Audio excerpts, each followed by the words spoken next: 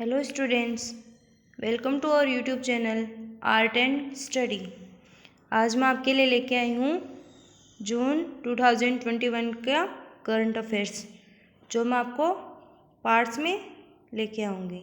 तो चलिए शुरू करते हैं स्टूडेंट्स आज का पहला क्वेश्चन। तो आज का पहला क्वेश्चन है, देश की पहली इलेक्ट्रिकल व्हीकल सिटी कौन होगा? तो ऑप्शंस हैं लखनऊ, पटना, कानपुर और केवड़िया। तो स्टूडेंट्स इस क्वेश्चन का आंसर होगा ऑप्शन नंबर डी, केवड़िया। तो चलिए देखते हैं हम इस क्वेश्चन के बारे में कुछ डिटेल। प्रधानमंत्री श्री नरेंद्र मोदी ने घोषणा की है कि केवड़िया देश की पहली इलेक्ट्रिकल व्हीकल सिटी होगा। इस घोषणा के एक दिन बाद ही Statue of Unity Area Development and Tourism Governance Authority ने कहा है कि वह गुजरात के केवड़िया में देश का पहला इलेक्ट्रिकल व्हीकल ओनली एरिया विकसित करेगी। स्टैच्यू ऑफ यूनिटी के आसपास के क्षेत्र को चरणबद्ध तरीके से इलेक्ट्रिकल व्हीकल ओनली एरिया में बदला जाएगा। 182 मीटर ऊंची स्टैच्यू ऑफ यूनिटी गुजरात के आदिवासी बहुल नर्मदा जिले के केवड़िया ग्राम में स्थित है। तो स्टैच्यू ऑफ यूनिटी कहाँ बनाई गई है? गुजरात के आदिवासी बहुल नर्मदा जिले के केवड़िया ग्राम में बनाई गई है। तो चलिए देखते हैं आज का दूसरा क्वेश्चन। प्राणवायु देवता पेंशन योजना किस राज्य की पहल है? तो ऑप्शंस हैं महाराष्ट्र, झारखंड, हरियाणा, उड़ीसा। तो स्टूडेंट्स क्वेश्चन का आंसर है ऑप्शन नंबर सी, हरियाणा। तो हरियाणा के मुख्यमंत्री मनोहर लाल खट्टर के द्वारा इस योजना का शुभारंभ किया गया, इस योजना की घोषणा की गई। इसका नाम है प्राणवायु देवता पेंशन योजना। इस योजना के तहत पूरे राज्य में 75 या उससे अधिक साल के ऊपर के पेड़ों की पहचान की जाएगी और स्थानीय लोगों को इस योजना में शामिल कर उनकी देखभाल की जाएगी। इसके तहत ऐसे प्रत्येक पेड़ के रखरखाव के लिए 1 साल के लिए 2500 रुपये प्रत्येक पंचायत को दिए जाएंगे। इसके अलावा हरियाणा सरकार ने ऑक्सी-वन की भी घोषणा की है। ऑक्सी-वन के लिए ज़मीन की पहचान कर ली गई है और जिन पर 3 करोड़ पेड़ लगाए जाएंगे। पूरे हरियाणा में 8 लाख हेक्टेयर भूमि पर 10% पर ऑक्सी-वन का विस्तार किया जाएगा। स्टूडेंट्स अब हम देखते हैं आज का तीसरा क्वेश्चन। तो पेट्रोल में रिक्त स्थान इथेनॉल सम्मिश्रण के लक्ष्य को प्राप्त करने की समय सीमा 5 साल कम करके 2025 कर दी गई है। तो कितने प्रतिशत इथेनॉल सम्मिश्रण का लक्ष्य रखा गया और इसकी जो सीमा है वो 5 साल कम कर दी गई है? तो ऑप्शंस हैं 5%, ऑप्शन बी है 10%, 15% और 20%। तो स्टूडेंट्स इस क्वेश्चन का आंसर होगा ऑप्शन नंबर डी, 20%। हाल ही में प्रधानमंत्री श्री नरेंद्र मोदी ने घोषणा की है कि पेट्रोल में 20% इथेनॉल सम्मिश्रण के लक्ष्य को प्राप्त करने की समय सीमा को 5 साल कम कर 2025 तक कर दिया गया है। गौरतलब है कि भारत कार्बन उत्सर्जन में कटौती और तेल आयात को कम करना चाहता है। इसी के मद्देनज़र सरकार के बीते साल 2022 तक पेट्रोल में 10% इथेनॉल सम्मिश्रण और 2030 तक 90% तक डीजल के साथ 20% इथेनॉल को मिलाने का लक्ष्य था। वर्तमान में लगभग 8.5% इथेनॉल का सम्मिश्रण पेट्रोल के साथ किया जाता है। तो वर्तमान में कितने प्रतिशत इथेनॉल का सम्मिश्रण पेट्रोल के साथ किया जाता है? 8.5% इथेनॉल का सम्मिश्रण किया जाता है। रायमोना नेशनल पार्क किस राज्य में स्थित है? रायमोना नेशनल पार्क किस राज्य में स्थित है? ये आज का नेक्स्ट क्वेश्चन। तो ऑप्शंस हैं अरुणाचल प्रदेश, असम, ओडिशा और छत्तीसगढ़। तो इस क्वेश्चन का सही आंसर होगा ऑप्शन नंबर बी, असम। तो रायमोना नेशनल पार्क असम का 6वां नेशनल पार्क होगा। यह नेशनल पार्क असम को कोकराझार जिले में, असम के कौन से जिले में स्थित है? कोकराझार जिले में स्थित है। और ये राष्ट्रीय उद्यान मानस टाइगर रिजर्व के सबसे पश्चिमी बफर से जुड़ा हुआ है। तो ये जो राष्ट्रीय उद्यान है वो मानस, जो कि असम में स्थित राष्ट्रीय उद्यान मानस टाइगर रिजर्व है, उसके पश्चिमी बफर से जुड़ा हुआ है। और अन्य जो पार्क्स हैं, जो कि नेशनल पार्क्स हैं जो कि असम में स्थित है, वो है काजीरंगा, मानस, नामेरी, औरंग और डिब्रू सैखोवा।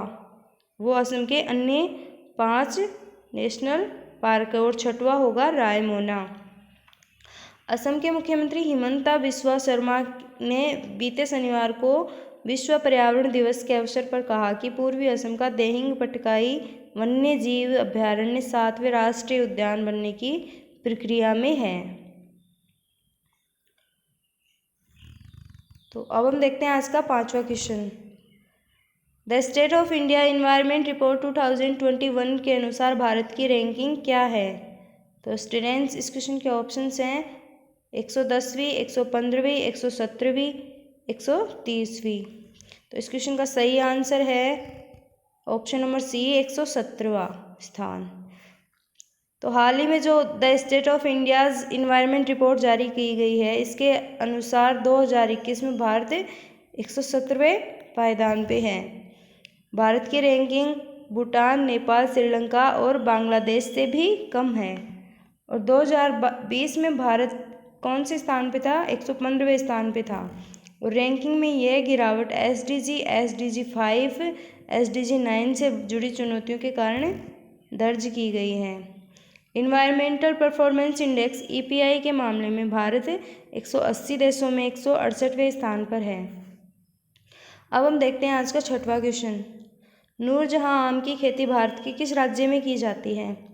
तो नूरजहां आम की खेती भारत के कौन से राज्य में की जाती है? ऑप्शन है बिहार, मध्य प्रदेश, उड़ीसा और पंजाब। तो इस क्वेश्चन का आंसर होगा students Madhya Pradesh. Option number B सही आंसर होगा। अच्छी उपज और बड़े आकार के कारण बीते साल की तुलना में इस साल नूरजहां आम की कीमत में काफ़ी उछाल मिला। इस बार एक नूरजहां आम का वजन 2 किलो से 3.5 किलो के बीच रहा। इस सीज़न में नूरजहां आम की कीमत 500 से लेकर 1000 तक है। आपको बता दें कि इस आम की खेती में मध्य प्रदेश के इंदौर में से लगभग 250 किलोमीटर दूर गुजरात सीमा से सटे अलीराजपुर जिले के काठीवाड़ा क्षेत्र में ही इसकी खेती की जाती है। अब हम देखते हैं आज का नेक्स्ट क्वेश्चन। और ये जो नूरजहां आम है, कौन से मूल के मुख्यतः आम है? ये अफगान मूल के आम हैं। और नूरजहां किस्म के आमों में पेड़ों में जनवरी फरवरी में फूल आने लगते हैं और जून की शुरुआत में ये पेड़ फल देने लगते हैं। आज का क्वेश्चन नंबर 7 है इस प्रकार। परफॉर्मेंस ग्रेडिंग इंडेक्स पहली बार कब प्रकाशित किया गया था? तो स्टूडेंट्स ऑप्शंस हैं 2014, 2016, 2018 और 2019। तो सही आंसर होगा 2019। हाल ही में केंद्रीय शिक्षा मंत्री रमेश पोखरियाल निशंक ने राज्यों और केंद्र शासित प्रदेशों के लिए परफॉर्मेंस ग्रेडिंग इंडेक्स PGI 2019-20 को जारी करने की स्वीकृति दी है। बता दें कि स्कूली शिक्षा के क्षेत्र में बदलाव लाने के लिए 70 मानकों में से एक सेट के साथ परफॉर्मेंस ग्रेडिंग इंडेक्स को शुरू किया गया था। पहली बार परफॉर्मेंस ग्रेडिंग इंडेक्स का प्रकाशन 2019 में 2017 से 18 के संदर्भ में किया गया था। इस ग्रेडिंग सिस्टम में पंजाब, चंडीगढ़, तमिलनाडु, अंडमान निकोबार और निकोबार द्वीप समूह तथा केरल को 2019-20 के लिए A++ ग्रेड मिला है। अब हम देखते हैं आज का 8वां क्वेश्चन। बिम्स्टेक की स्थापना कब की गई?